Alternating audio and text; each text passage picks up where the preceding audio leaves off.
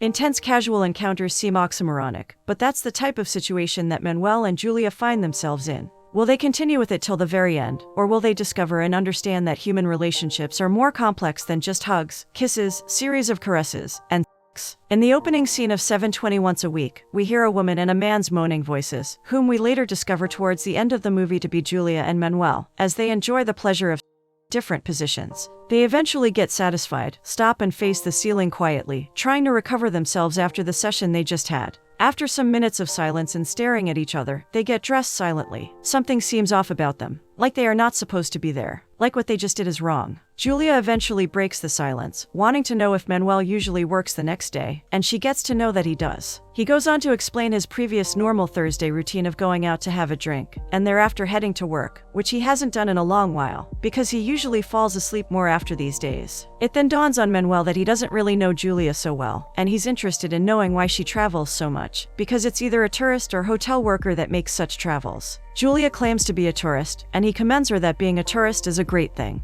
Julia also adds that she's a 9-to-5 worker with a travel agency, and she throws the same question to Manuel. Manuel explains the nature of his job to her, of being a physical therapist and doing sports rehabilitation for people. Manuel breaks the silence that ensues, wanting them to meet up again, but Julia is not sure about it, so she doesn't give him a precise reply. Manuel doesn't persuade her, but just picks up his keys to leave the room. But he hopes to see her again, especially after their intense encounter. Our expectation may be that Julia and Manuel won't meet up again, because of the way Julia answered, but the next scene may prove that wrong, because they are there again, together, in a well-heated session. Then there's a background conversation between the both of them, with Julia telling Manuel that the day they met, she was out celebrating with her redhead cousin, because she was just cured of cancer after going through chemotherapy. Manuel expresses his happiness for Julia's cousin's recovery, and he also counts himself lucky that day to have met Julia. Manuel and Julia lay down, facing each other and feeling satisfied. Still in the romantic mood, Manuel commends Julia's laughter, telling her how much he likes how she laughs. Surprisingly, she doesn't really feel thrilled about his comment.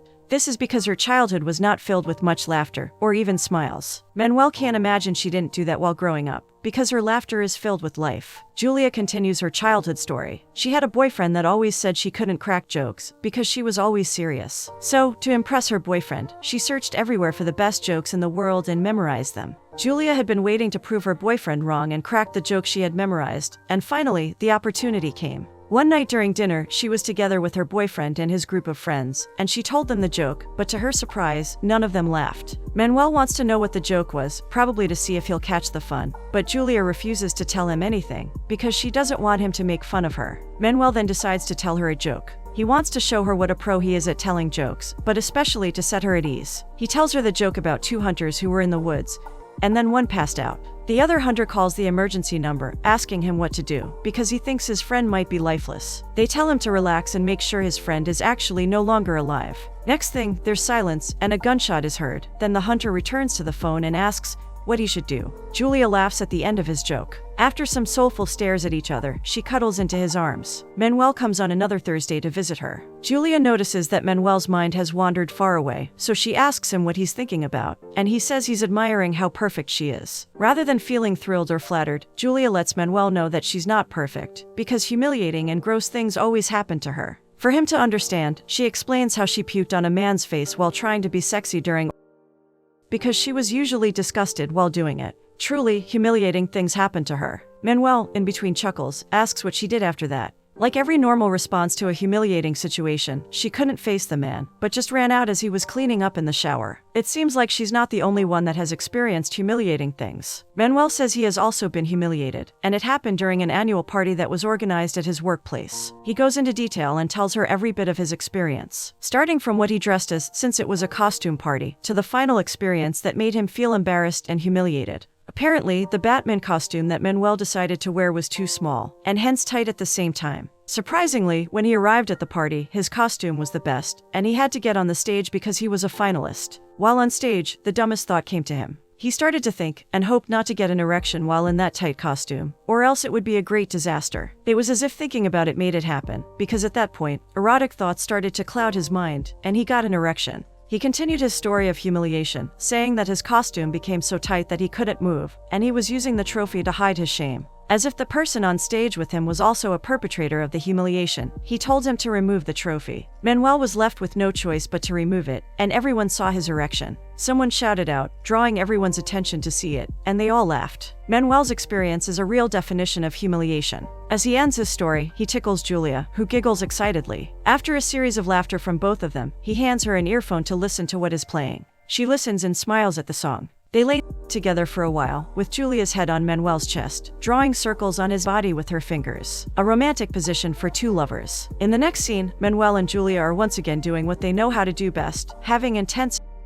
Once again, there's a background conversation between them. We learn that they are both married, but still having this affair outside their matrimonial home. Julia is curious to know things about Manuel's wife, because she's surprised that he has never mentioned anything about her, and she learns that she's a teacher. Manuel narrates to Julia something he experienced with his wife and one of her students that won him over, and made him make a promise to love his wife forever. But is that really what Manuel is doing? Is he loving his wife by sleeping with another woman? Next scene, Manuel and Julia are having a bed picnic. It is at this point that it dawns on Julia that she really doesn't know who Manuel is, except for their weekly entanglements. Manuel believes that there are people that have been married for 15 years and still don't know basic necessary things about their spouse, like what they like in bed, or what they hate, and time has nothing to do with it. He interrupts her before she can finish her next statement, stating that what is going on between them should, and will, end. It's not like Julia wants the fling going on between them to continue, but the way he said it so sternly is what shocks her. Manuel may have noticed her dampened expression, and brings up a change of topic, about whether she plans to tell her friend about their affair, but her answer is not certain.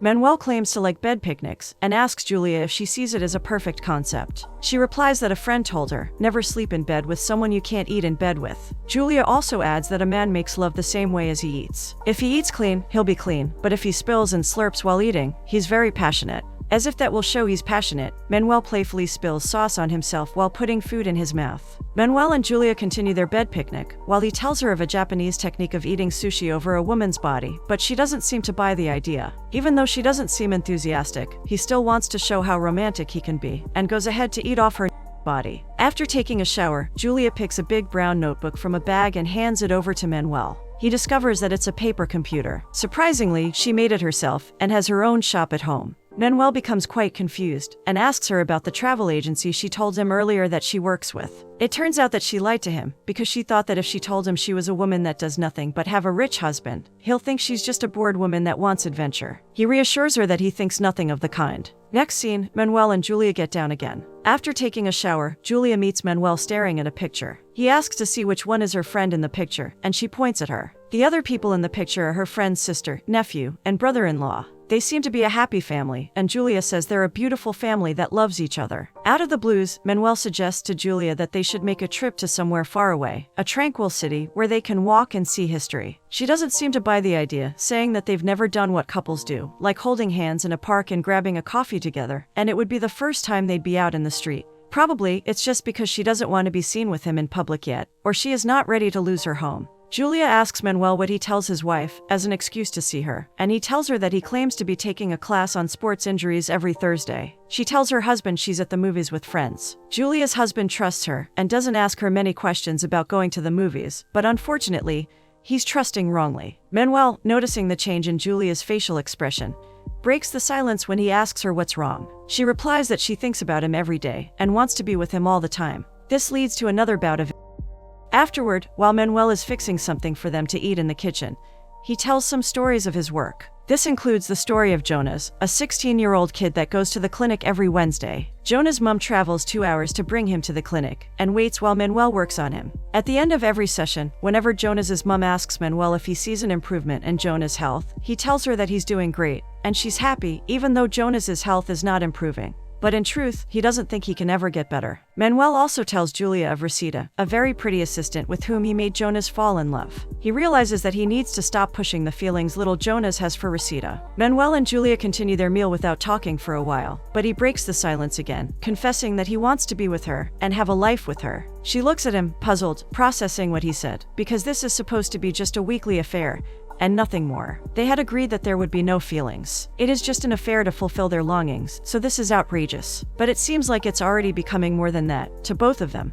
Next scene, while they are together, Manuel narrates a dream he had to Julia. In the dream, he was by a river that had a tree trunk, and he didn't know if he should cross, but then she showed up. Still in the dream, they had a set of twin girls. He pauses for a while, then asks her if she has kids, but she is infertile. Although her husband is from a rich family and has always wanted kids, unfortunately, she can't have any. Manuel brings up the idea of adopting, but Julia says she doesn't want to adopt because she has already gotten used to the fact that she can't be a mom. Her sister once took her to an adoption agency, but they didn't even leave the car to go into the building. This makes Manuel talk about his 9-year-old son, Nicholas, but he has special needs. The whole conversation turns emotional as he goes on, wondering about how his son will cope when he's not there to take care of him, and if he'll be bullied, and be able to survive all the dangerous things teenagers do. Next scene, Julia sits down quietly, and the doorbell rings. Manuel comes in, and he stares at her before he finally finds his words. They didn't meet the previous Thursday. While waiting for her last Thursday, he wrote the things he wants and doesn't want to do with her. Then he brings out the paper and starts to say it out loud. The things he wants to do are to be with her in bed and whisper while it rains, hug her, watch her sleep, laugh with her, eat chocolate with her, make love, have sex, argue, talk, theorize, antagonize, listen to music, and dance while under the covers. He continues that he'd love to leave a surprise for her in her purse, undress her slowly, undress her with haste, shower with her, drive her crazy, see the books she likes, make her scream, grow old with her. At the same time, forget her and have her forget him, walk away and have her walk away, lose her softly without pain, and have her lose him softly without pain.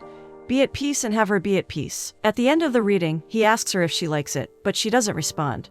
Probably because she's wondering what all the mushy stuff is all about, or even feeling the same way. Manuel seems upset that Julia stood him up last Thursday. He feels that she should have called to say she couldn't make it. Then he asks in a very offensive and jealous tone if she was getting down on her husband at that time, or if she plans to end things. She gets disappointed and annoyed and tells him to leave, but instead, he follows her as she walks inside, and keeps on asking her why she couldn't make it last Thursday. Not minding if he'll feel bad or not, she gives Manuel every single detail of the tall blonde man she saw at a bar when she went out with her friends to have a break from him. Julia goes on, telling Manuel that she walked up to the man, kissed him, and walked out of the bar with him. While they walked out, the man put his hand in between her legs, and they ended up getting down wildly in his car like animals. Manuel looks at her for a while, and with the annoyance of her story, starts kissing her aggressively, pushes her to the ground, and they have intense.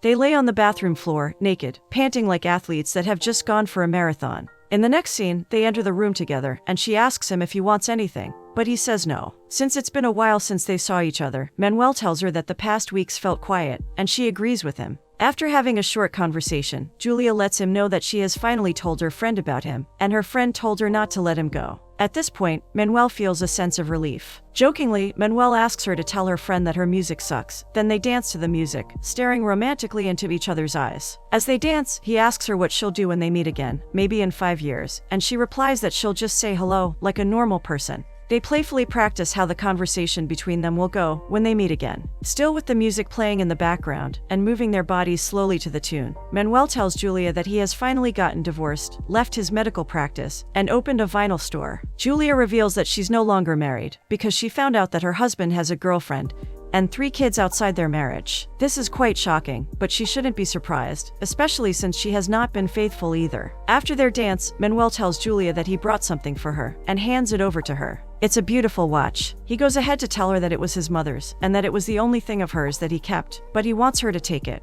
Julia doesn't feel Manuel should give her this gift, but he says it's already broken and doesn't tell time anymore, that he tried to fix it, but he thinks it's better like that, always at 7:20. Manuel suggests they go for a walk, just a few blocks, like normal people do, even if this is the last time. Julia then narrates the awful experience she had with her husband. He returned from a quick trip, and when she went to pick him up from the airport as a surprise, she was the one to be surprised. She saw her husband holding a little boy of about 3 to 4 years of age. Then at the same time, he was helping out a passenger with her bags. She thought that her husband was holding the woman's son, just as a kind gesture to allow the woman to adjust her bags. But then when he returned the boy to the woman, he caressed the boy's head and kissed his forehead. This made her see how much he wanted a child of his own. The scene becomes emotional, and she and Manuel's eyes become teary as she keeps on talking about her relationship with her husband and the idea of true love. There's a long silence in the room afterward. In the next scene, Manuel and Julia face each other, and Manuel finally breaks the silence, telling Julia that maybe they'll meet at another time. They hug for a while and continue staring at each other before Manuel finally walks out of the room. Julia stays alone in the room for a while, then finally picks up her handbag, turns off the lights, and heads out. Their meeting at 7:20 once a week is finally over.